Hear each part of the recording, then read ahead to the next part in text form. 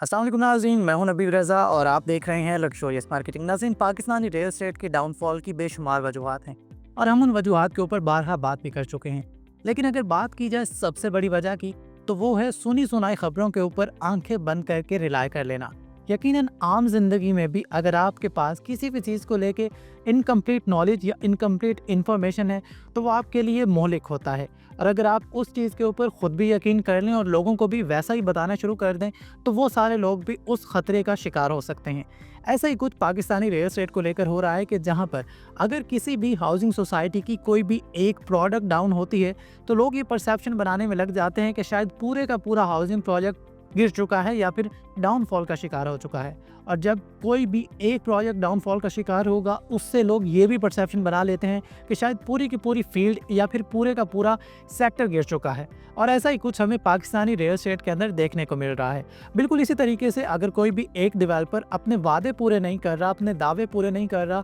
तो उससे पूरी कम्युनिटी के ऊपर वही कीचड़ उछाला जाता है कि इस कम्युनिटी के लोग जो भी कहते हैं वो फेक होता है या फिर झूठ होता है। और अगर कोई डेवलपर पैसे लेकर भाग जाए, तो उससे भी पूरी की पूरी कम्युनिटी उस अताब में आ जाती है कि जिसकी वजह से लोग ना सिर्फ इन्वेस्ट करने से घबराते हैं, बल्कि जो तमाम लोग इन्वेस्ट कर चुके हैं वो भी अपने इन्वेस्टमेंट को निकालने की कोशिश में लग जाते हैं। तो हम आपको यही मशवरा देना चाहेंगे कि अगर आप किसी भी हाउसिंग सोसाइटी की कोई भी एक आइटम डाउन सुने, तो बाकी आइटम्स के ऊपर एक ब्रश से पेंट करने की बजाय एक दफ़ा तहकीक ज़रूर कर लें, एक दफ़ा तस्दीक ज़रूर कर लें, और उसके बाद फिर आपकी अपनी मर्ज़ी है कि आप उस प्रोजेक्ट के अंदर इन्वेस्ट करना चाहें या नहीं। लेकिन अगर आपके पास सिर्फ एक आइटम की मिसाल आई है और एक आइटम की एग्जाम्पल आई है और बाकी सारी आइटम से आप लाइल्म हैं, तो आपको ये बिल्कुल भी हक नहीं पहुंचता कि आप पूरी की पूरी सोसाइटी को मिलान करें और फिर सोसाइटी को मिलान करने के साथ साथ पूरी की पूरी कम्युनिटी को मिलान करें। यकीनन कंप्लीट नॉलेज और कंप्लीट इन्फॉर्मेशन की बेस पर ही हर बात की जानी चाहिए,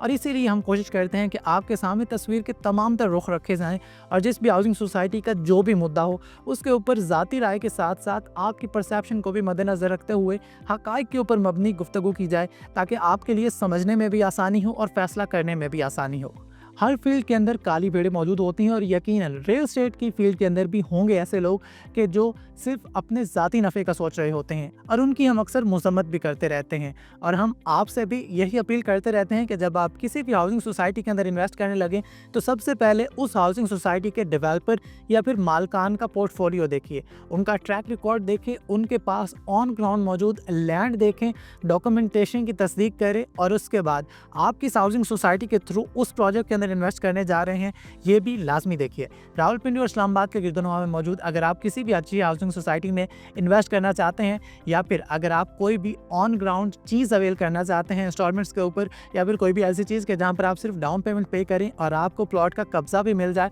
और कंस्ट्रक्शन के काम का आगाज़ करने का राइट भी, और फिर कंस्ट्रक्ट करके आप उसी हाउसिंग सोसाइटी को वही प्रोडक्ट रेंट आउट भी कर सकते हैं, तो आज ही टीम लगी और इससे रब्ता कीजिए हमारे दिए गए नंबर्स पर। और इसके अलावा आप हमारे ऑफिस पर तशरीफ ला सकते हैं। हमारे तमाम सोशल मीडिया प्लेटफॉर्म्स के ऊपर हमारे साथ जुड़े रहिए। दुआ में याद रखिए। शुक्रिया। अल्लाह हाफिज़।